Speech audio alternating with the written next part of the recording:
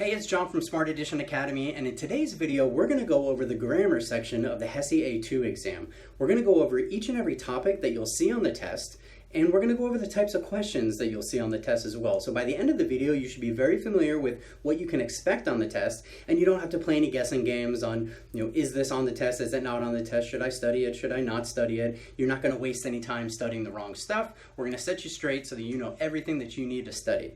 Now, before we get into the video, I want to make sure if you like it, if you found it helpful, like the video, give it a thumbs up, and subscribe to the channel. We have a lot of HESI videos coming out in the next few weeks that I want to make sure you guys get notifications for. When those come out, they're going to help you guys a lot.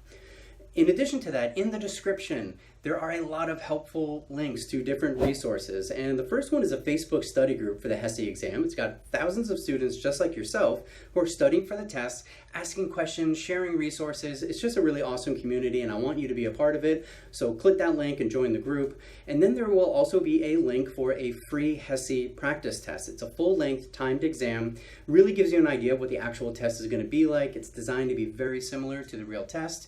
And you can use that if you're just getting started studying. Identify your weak areas and go ahead and start studying those. Or if you're getting closer to your test date, you can take the practice test and get an idea of if you're ready or not. In addition to that, you will see other links to resources like the Smart Edition Academy online course, the practice test packs, study guides, and lots of other links. So make sure you check those out. Those are all there to help you guys out. So with that said, let's get into it. Let's start talking about the types of questions that you'll see on the test. There's going to be about 10 different types of questions, and the first is which sentence is grammatically correct, followed by which sentence is grammatically incorrect. Number 3 would be which sentence should replace the following incorrect sentence. Number 4, which sentence uses punctuation correctly. Number 5, identify if a sentence is incomplete or complete. Number 6, identify the word or phrase that makes the sentence grammatically correct. Number 7, identify the word or phrase that is used incorrectly in the sentence. Number 8, identify various parts of speech and how they're being used in a sentence. Number 9, fill in the blank, the best word to complete the sentence, or it might say choose the best word to complete the sentence. And number 10, identify the sentence that uses homophones and homographs correctly or incorrectly. So with that said, those are going to be the 10 types of questions that you'll see. Shouldn't really see anything outside of those. And now we can go ahead and get right into the topics that you will see on the test. So the first group of topics that we are going to talk about are around the conventions of standard English, or grammar. And the first one is going to be spelling. So those are things like vowels, A, E, I, O, U, consonants, all the words except for the vowels, or aside from the vowels, your suffix, your plurals, your homophones, your homographs. And just remember, homophones sound the same but have a different meaning. And a homograph is spelled the same but have a different meaning. So you need to know the definitions of those two and kind of how they're different and some examples. You'll also see questions around commonly misspelled words. So you want to kind of be familiar with some of those misspelled words, and those are things like accommodate, embarrass, scissors, viscous, vacuum. Those are ones that trip up a lot of people, and one thing that you can do is make a list of commonly misspelled words and write them out correctly several times so that you're kind of practicing that, and when you see it on the test, you're going to know what's the correct spelling of any particular word.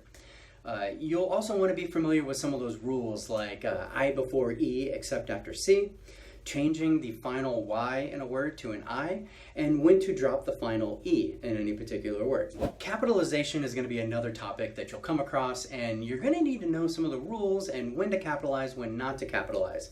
So some of these situations include things like geographic locations and event names, or organizations and publication titles, individual names, professional titles, months, days, holidays, things like that. Know when you should be capitalizing and when not to. Punctuation is going to be a big part of the test, and you will see a lot of questions asking about punctuation. So you need to be familiar with, your terminal punctuation, which is the ending punctuation marks like periods, question marks, exclamation points, and your internal punctuation. Those are things like commas, semicolons, and colons. Apostrophes, hyphens, quotation marks, these are all kind of in that punctuation topic. So a real type of question that you might get around this is you might have a sentence with a blank space, and it will say something like, which of the following corrects the sentence or correctly completes the sentence. And so you need to know the punctuation and the A parts of speech so that you can correctly finish that sentence or make an incorrect sentence correct. And it might need a semicolon or a question mark instead of a period because it was a question. So those are the examples of types of questions that you'll see. And when it comes to things like commas, semicolons, colons, apostrophes, hyphens, you will get questions on this.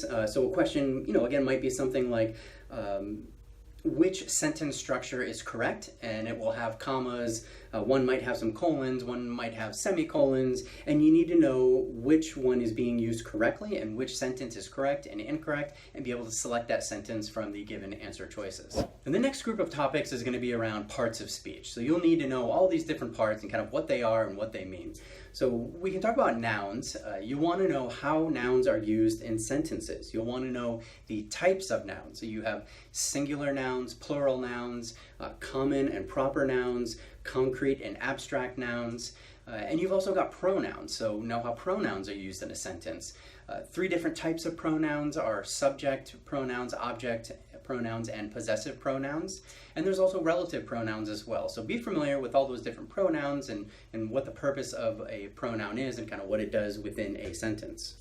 Adjectives and adverbs are another topic, so you need to know the differences between adjectives and adverbs.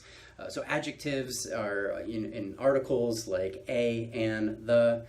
Adverbs, how they describe verbs and how they describe adjectives, and adverbs that describe other adverbs. Be very familiar with adverbs and adjectives.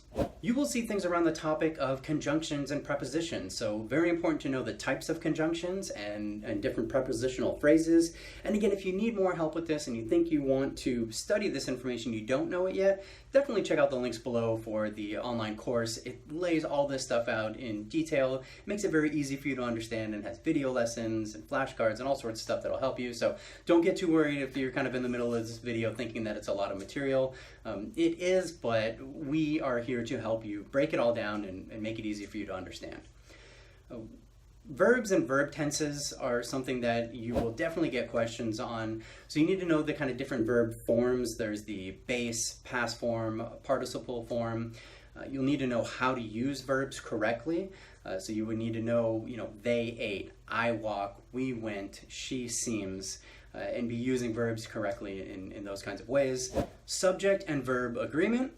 Know the roles of subject and verbs, know how they're used in simple sentences, know how they're used in complex sentences, and know regular verbs and irregular verbs, and the differences between those two verbs.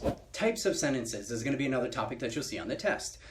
Simple sentences, compound sentences, complex sentences, parallel structure, passive and active voice. Those are all things that are going to kind of fall around the types of sentences. So be familiar with what those are and be able to identify them when you see them on the test. Types of clauses are going to be another topic that you'll see. So you'll want to know those different types, which are things like independent clause, dependent and subordinate clauses, and coordinate clauses. Know how to use them and be able to identify those. So we'll also need to be familiar with modifiers, direct objects, and indirect objects.